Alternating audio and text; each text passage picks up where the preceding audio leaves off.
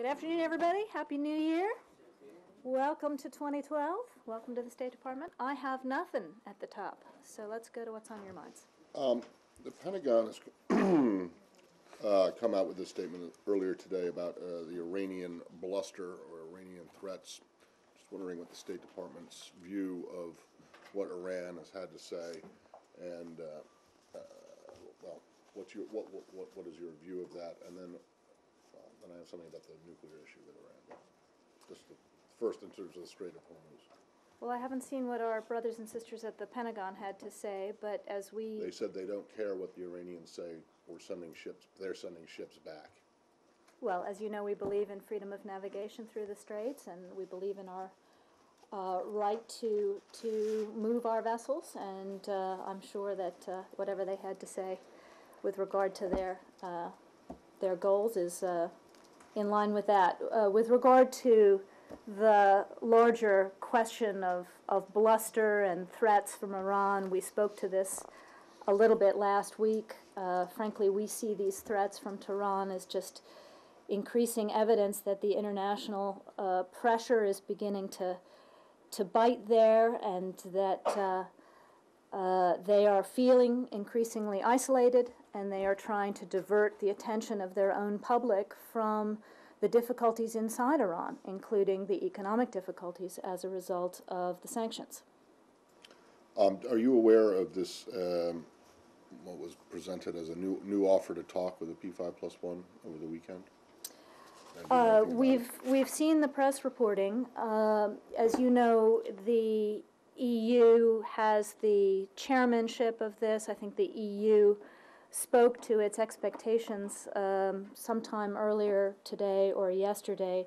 The Foreign Policy Chief Cathy Ashton spokesperson made clear that if Iran wants to accept the opportunity that the P5+1 put forward in September for talks, it needs to respond to the letter that the P5+1 put forward, and we haven't yet had a written request from the Iranians saying that they're ready to talk.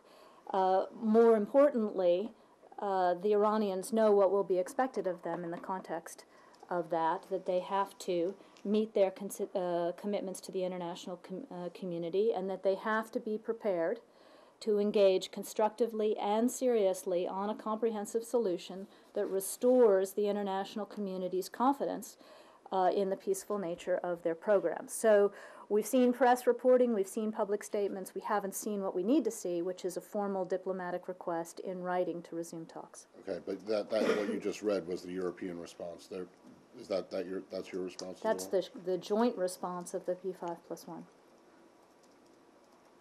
Can we come back to the question about the Strait of Hormuz? If the U.S. government's position is that this is bluster, given that we are in a political season here in the United States, how does the Obama administration resist any sounds from the right wing in this country to perhaps step up any sort of military pressure on Iran?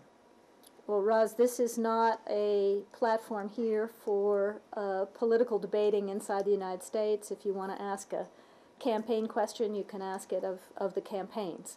I speak for the State Department and for the administration more broadly with regard to how we see these threatening noises from Iran. And obviously, as Matt made clear, the Pentagon has spoken to freedom of navigation, and we've repeated it here through Hormuz. But certainly there would be the discussion that some might argue that perhaps the best strategy for the Obama administration going forward with Tehran would be to actually step up some sort of show of military power, raise the potential, if not just actually pursue something. Is that simply not on the table at this point?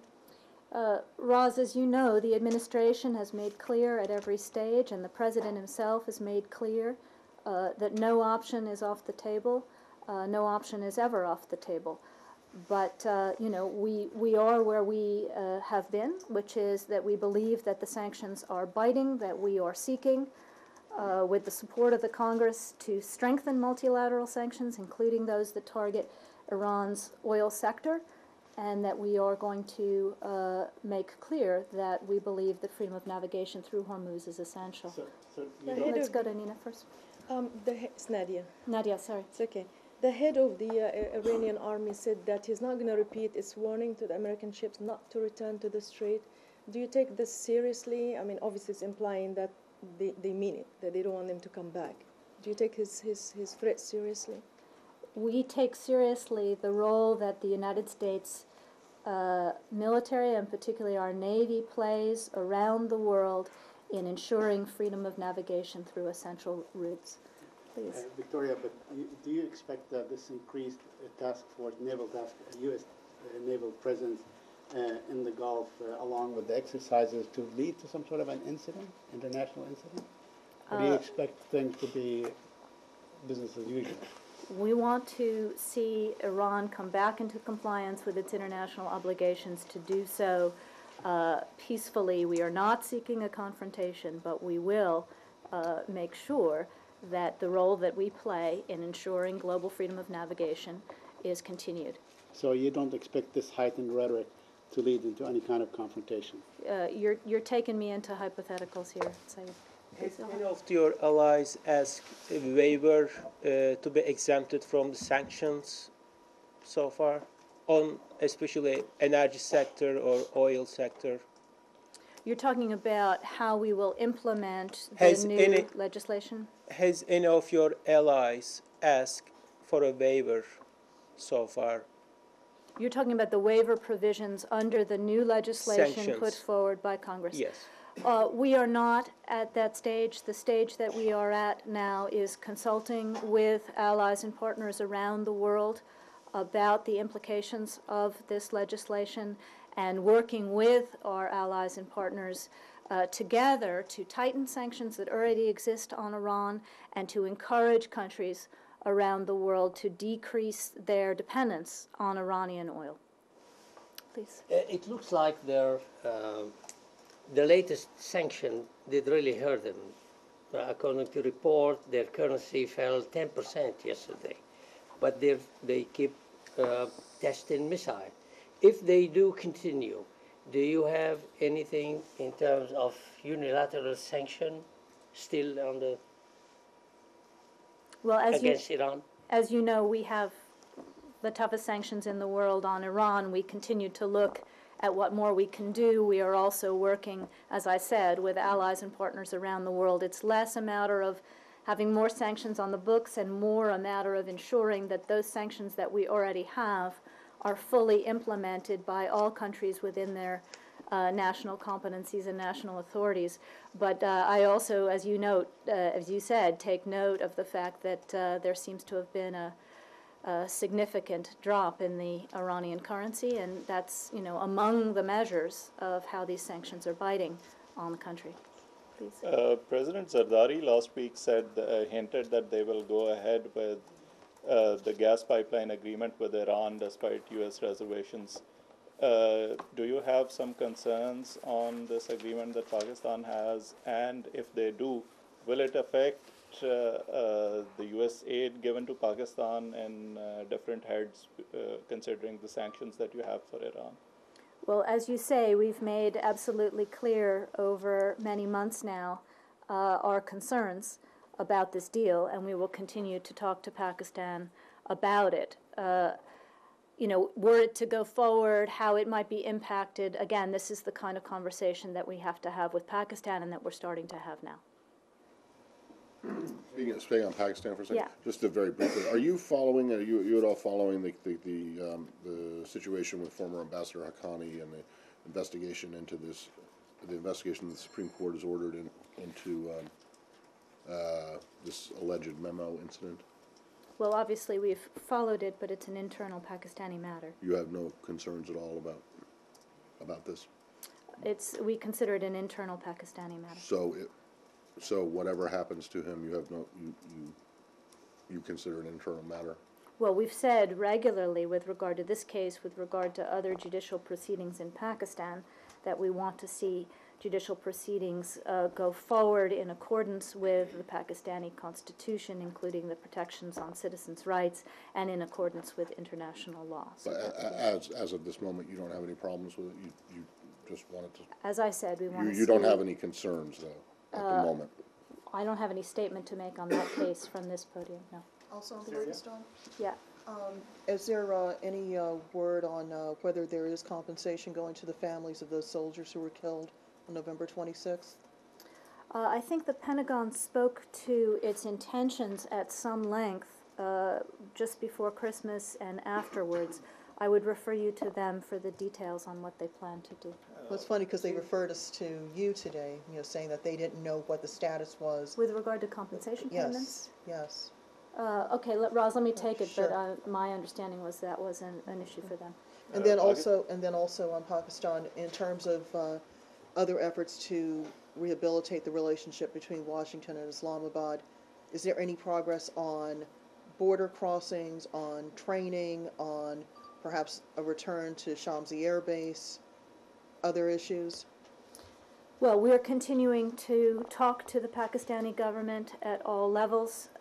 Following the New Year holiday, our ambassador Cameron Munter's been back in touch with the Pakistanis. We want to get back to normal and get into a full counterterrorism relationship again. We think that's important not only for U.S. security, but for Pakistani security and for the security of the entire region.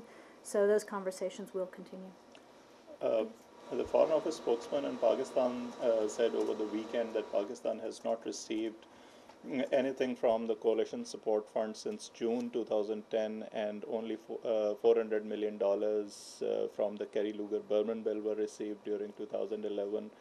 So do you agree that the figures are correct, and if the state of relationship is a reason for this delay? Well, I don't have the figures in terms of disbursements at my fingertips here. You do know that some of the money on the military-to-military side, it was difficult to spend because some of those programs had been suspended, and because of the state of the relationship in counterterrorism cooperation. We've talked about that at length. We can get you some separate information if you'd like with regard to civilian funding. Okay. Still on Pakistan? Anybody else? In the back, thanks. President Obama has signed a defense bill which also contains provisions to withhold a big amount of military aid for Pakistan. How are you interpreting this, and how should Islamabad see this in the context of relationship between the two countries going forward? Well, again, these are certification requirements in the bill. So obviously we're going to have to certify that cooperation is going well in order to release money. So it's essentially a continuation of some of the issues that we'd had before. Saeed? Yeah. Yes, ma'am. How do you assess the conduct of the Arab League monitors thus far? Are you disappointed, or have they done a good job? How do you keep track of what they are doing? Well, let me start by saying that the Arab League has about 100 monitors in country now. I think you've seen over recent days that in places where there have been groups of monitors, the Syrian opposition has taken advantage of this to come out into the streets and to try to send a clear message when they have felt safe in the presence of monitors to their own government that they want change. And some of those demonstrations have been quite significant. That said, more broadly, our concern is that the Syrian regime has not lived up to the full spectrum of commitments that it made to the Arab League when it accepted its proposal some 9 weeks ago. For example, the violence hasn't stopped. Far from it. We've had reports from independent observers of some 49 new deaths in Syria since the 31st of December. The vast majority of these deaths have been at the hands of government troops, snipers, government armored personnel, etc. We've even seen reports that in places the military is donning police uniforms in order to hide what they're up to. So we've also seen, some limited political prisoner arrests, but nothing like what the Syrian government promised to the Arab League, which was a full prisoner release, including a release